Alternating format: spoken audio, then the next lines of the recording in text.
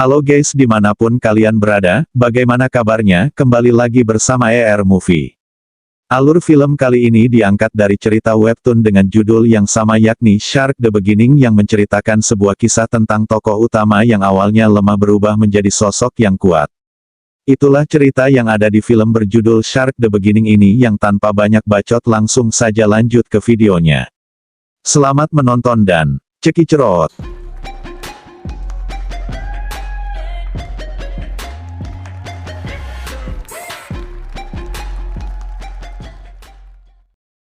Diawali dengan memperlihatkan seorang petarung juara dunia MMA termuda yang bernama Jung Do Hyun. Saat pulang ke rumah dia terkejut ketika menemukan ibu dan adik perempuannya sudah tewas bersimbah darah. Yang ternyata itu adalah ulah 3 orang perampok yang saat itu juga langsung menyerang Jung. Namun dengan kemampuan yang dimilikinya Jung pun mampu mengalahkan 3 pria sekaligus. Bahkan menewaskan ketiganya hanya dengan tangan kosong saja. Berkat tindakan bela diri dan bela keluarga yang wajar dilakukannya. Justru Jung harus diancam hukuman penjara yang mana ternyata keadilan di sana tidak jauh beda dengan hukum di negara Pluto. Dan karena masih berusia 18 tahun Jung pun dimasukkan ke dalam penjara remaja untuk waktu yang cukup lama. 2 tahun kemudian, kisah akan berfokus pada seorang pemuda miskin dan lemah bernama Chak Woo-sul. Perlu dicatat bahwa selain Chak Woo-sul ini adalah anak orang miskin, dia juga memiliki mental yang lemah, kurang bernyali, tidak bisa berkelahi dan sering kali mendapat perundungan. Ketika dirinya duduk di bangku SMP, saat itulah muncul murid baru bernama Bae Seok-chan, kita panggil saja Ochan. Seorang petinju tingkat nasional yang pernah jadi juara tahun lalu. Di mana saat Chak Woo-sul melihatnya dia pun langsung dibuat terkejut karena selain Ochan memiliki prestasi dalam bidang tinju, dia juga berprestasi dalam bidang perundungan dan penindasan. Sejak kecil Ochan ternyata hobi sekali melakukan perundungan kepada murid-murid lemah. Dan merasa bahwa dirinya sangat berkuasa hanya karena bisa tinju. Yang mana salah satu korban bullyingnya waktu SMP adalah si Chak Woo-sul ini. Otomatis saat Ochan menyadari ada Chak Woo-sul di sana, dia pun langsung meremas wajahnya, mencekiknya, meninju perutnya, memukul-mukul kepalanya menggunakan LKS dan menendangnya sampai tersungkur. Saat itulah Chak Woo-sul melihat sebatang pulpen, lantas dia mengacungkan pulpen tersebut ke si Ochan, berharap dia akan berhenti memukulinya. Namun Ochan yang songong pun malah menantang balik Chak Woo-sul untuk menusuknya. Dengan lemah lembut Chak Woo-sul pun menusuk mata kanan Ochan sampai bocor sehingga dia harus ditangkap polisi dan masuk ke dalam penjara remaja. Dan inilah hiu awal mula. Yang berambut pirang ini adalah bernama Kim. Narapidana baru yang akan menjadi sahabat Chak Woo-sul untuk kedepannya. Di mana mereka berdua langsung dihadapkan pada para tahanan senior yang mencoba untuk menjelaskan tentang strata kekuasaan di penjara ini. Dimulai dari bos mereka sendiri yakni bernama Jung Sang-yum. Kita panggil saja Jung supaya lebih mudah mengingatnya. Beliau merupakan salah satu tahanan terkuat di penjara tersebut. Tetapi baru-baru ini dia dijebloskan ke dalam sel isolasi oleh 2 orang kuat lainnya. Ada Bobby yang bertubuh gempal dan Aseng yang kecil-kecil cabai rawit. Tetapi mereka bertiga ternyata bukanlah orang terkuat yang sesungguhnya. Karena masih ada 1 orang paling kuat yang memilih untuk menyendiri, yang tidak lain dan tidak bukan adalah Jung Do Hyun, sang juara dunia MMA termuda yang ada di Korea. Saat jam olahraga Bobby dan Aseng pun meminta 2 orang untuk bermain. Yang mana Chak Woo-sul dan Kim terpaksa menjadi sukarelawan karena mendapat paksaan dari para tahanan senior. Disinilah penderitaan Chak Woo-sul akan dimulai. Di mana saat permainan berlangsung Chak Woo-sul pun tak sengaja menendangkan kantong menyan si Bobby yang membuatnya dipermalukan di depan semua orang. Alhasil Chak Woo-sul pun diboyong oleh 2 anak buah Bobby yang bermaksud untuk menyiksanya, yang mana di saat bersamaan terlihat ada Jung Do Hyun yang sedang berjalan melewati mereka. Sehingga Chak Woo-sul berinisiatif untuk lari dan meminta pertolongan kepada sang juara dunia MMA tersebut. Awalnya Jung Do menolak menolongnya. Tetapi setelah melihat kondisinya yang menyedihkan, dia pun akhirnya angkat bicara dengan mengatakan untuk tinggalkan dia sendirian dan uruslah urusan masing-masing. Karena tak terima diperintah, Bobby yang sebenarnya ragu pun nekat melawan Jung Do dengan mencoba untuk memukulnya. Tetapi sekeras apapun Bobby mencoba, Jung Do tetap tak tersentuh dan malahan si Bobby harus terkapar dengan hanya 1 pukulan biasa yang dilainkan oleh Jung Do. Suatu hari setelah kejadian itu Cak Wusul pun kedatangan seorang tamu yang katanya ingin menjenguknya. Di mana itu ternyata adalah si Ochan yang berniat untuk mengatakan sesuatu yang akan membuat Cak Wusul merasa semakin tertekan. Akibat peristiwa hari itu, Ochan kini menjadi orang picek alias menjadi manusia bermata satu. Sehingga dirinya sekarang merasa menjadi orang paling menderita di dunia. Akibat kesulitan untuk menikmati game Free Fire. Dan di hari kebebasan Cak Wusul nanti, Ochan berjanji akan membalaskan semua penderitaannya. Dan tak akan segan-segan untuk membuat hidup Cak Wusul hancur berantakan. Sejak saat itu pribadi Cak Wusul yang lemah pun kini semakin menjadi lebih tertekan dan suka sekalinya hulang. Apalagi hari-harinya terus diisi dengan suasana menegangkan saat Bobby semakin gencar mengganggunya. Dan berhasrat untuk membalaskan kantung menyan yang sudah Cak Wusul tendang kemarin. Tak bisa terus begini. Cak Wusul boneka menghampiri Jungdo yang tengah berolahraga kemudian memohon agar Jungdo mau mengajarkannya berkelahi agar orang lain tidak berani berbuat semena-mena kepadanya. Awalnya Jungdo bersikap acuh tak acuh kepadanya.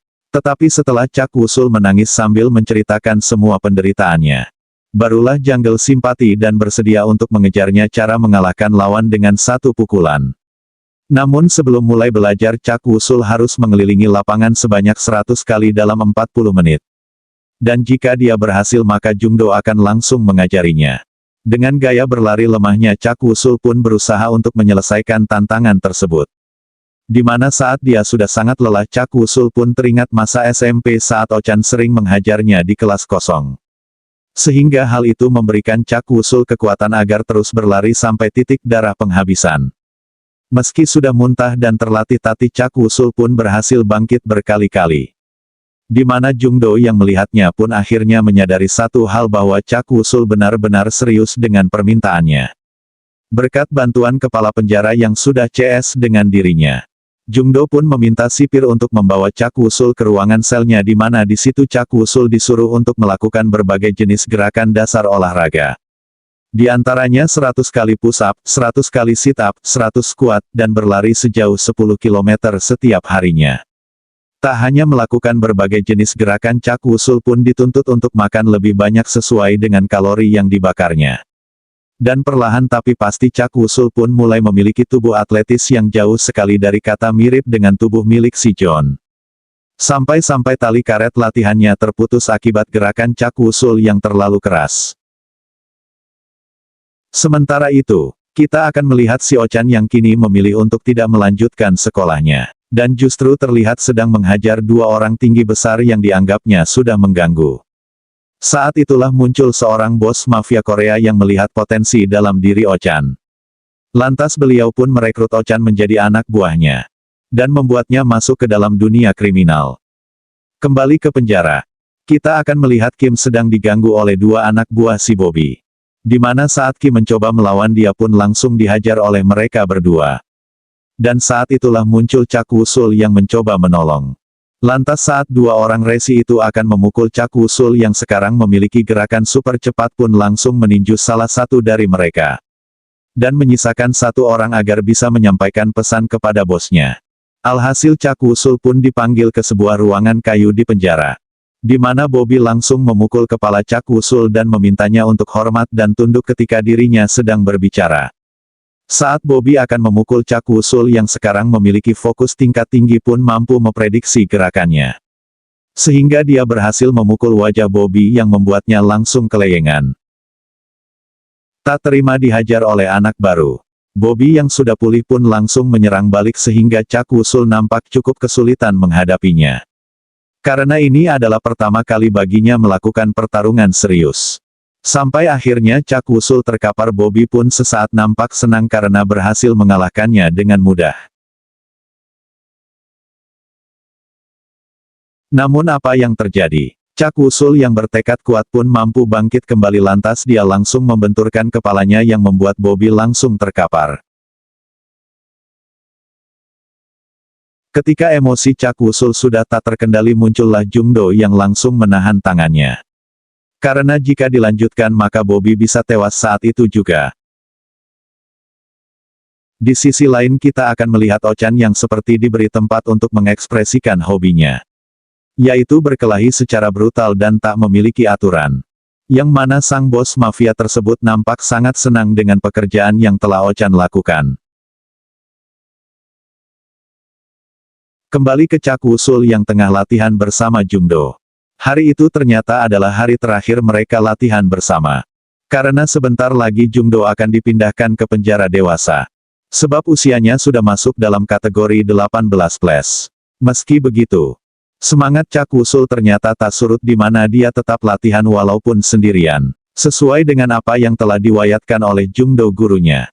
Suatu hari Cak Wusul pun ditemui oleh Aseng yang berminat untuk bertarung dengannya. Setelah si Bobby rekan satu geng Ni mengalami cedera yang lumayan serius. Namun Cak Wusul yang pada dasarnya hanya ingin kedamaian pun menolak tantangan tersebut. Dan memintanya untuk tidak meminta hal seperti itu lagi. Saat Aseng akan menendang. Sebenarnya Cak Wusul sudah memprediksi arah gerakannya. Tetapi Aseng yang cerdik ternyata melakukan gerakan tipuan yang membuat Cak Wusul langsung terjatuh. Tepat di hari yang sama Jung sang ketua para napi senior pun akhirnya dikeluarkan dari sel isolasi. Dan kebetulan di situ surga sudah ada Cak Wusul yang baru datang.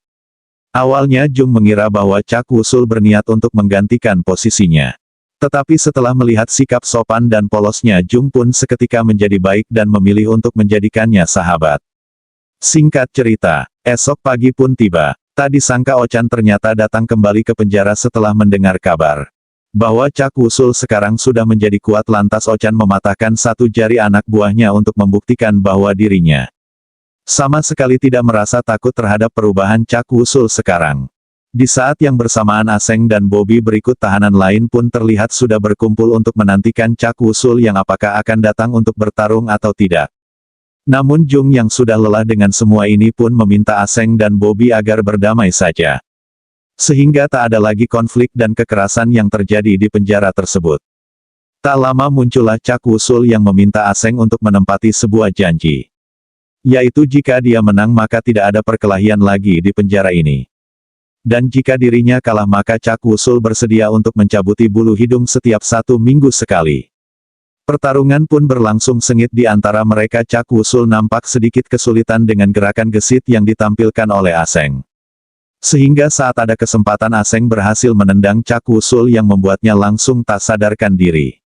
Dikira sudah kalah ternyata Cak Wusul berhasil bangkit kembali yang membuat Aseng tidak habis pikir. Lantas pertarungan pun dilanjutkan kembali yang kali ini Cak Wusul berhasil mengunci Aseng dan memaksanya untuk menepati janji sesuai dengan kesepakatan di awal. Setelah 1 minggu ditempatkan di sel isolasi Cak Wusul ditemani Jung pun langsung menemui Aseng dan Bobby untuk meminta janji mereka. Dan setelah sedikit percakapan akhirnya mereka resmi berdamai. Sehingga sejak saat itu tak ada lagi kekerasan yang terjadi di penjara tersebut. Tibalah hari kebebasan. Cak Wusul terlihat semangat dan kebahagiaan terpancar dari wajahnya berkat kedamaian dan persahabatan yang telah dia ciptakan di penjara tersebut. Namun ternyata itu semua belumlah selesai. Karena masih ada si Ochan yang di hari itu juga langsung datang untuk menantang Cak Wusul bertarung. Dan mau gimana lagi jika memang itu yang Ochan inginkan maka Cak Wusul terpaksa harus menerimanya. Lantas mereka pergi ke sebuah tempat terbuka dan mulai bertarung secara serius. Pertarungan pun diawali dengan keunggulan Ochan yang bergerak sangat lincah sampai-sampai serangan Cak Wusul tak satu pun yang berhasil mengenainya. Dan malah dia harus terpukul berkali-kali yang membuat Ochan merasa sangat puas. Pada satu titik Cak Wusul berhasil memegang tangan Ochan dan berhasil memukul wajahnya dengan cukup keras. Di mana hal itu langsung membuat Ochan murka. Sehingga mentalnya sekarang menjadi kena yang jelas itu akan mempengaruhi pada gerakan dan serangannya. Tapi Cak Wusul yang sudah kelelahan pun harus kembali kalah saat rompinya berhasil ditarik yang membuat wajahnya tertutup. Sehingga Ochan bisa lebih leluasa memukulinya yang membuat Cak Wusul langsung terkapar untuk kesekian kalinya. Dan bukan Cak Wusul namanya jika harus menyerah begitu saja. Karena berkat dukungan Jungdo Cak Wusul pun kembali bangkit dengan wajah yang sudah tidak tertata. Lantas dia maju dengan pertahanan tengkorak kepalanya dan untuk pertama kalinya Cak Wusul pun mengeluarkan pukulan serius ala Masterio. Yang membuat wajah-wajah langsung berdarah. Dari situ, mereka pun melakukan pertarungan di mana Ochan yang sudah sangat kesakitan pun langsung menahan pukulan Cak Wusul yang menandakan bahwa dia sudah tidak sanggup lagi. Meski Ochan tidak mengakui kekalahannya karena masih gede gengsi telah dikalahkan oleh anak culun.